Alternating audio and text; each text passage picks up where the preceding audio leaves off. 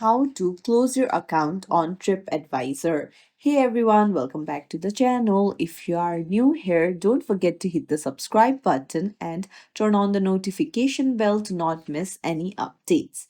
So, in this video, I'm going to show you how you can easily close your account on TripAdvisor. But let me tell you that it is not possible from website, so you'll need to download the TripAdvisor app.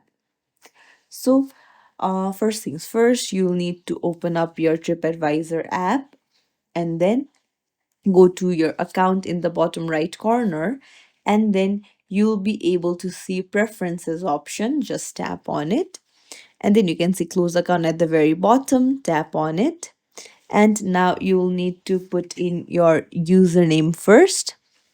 So your username is given there. You just need to enter your username, whatever is given there. So uh, just put in a username, and then you can find close account option.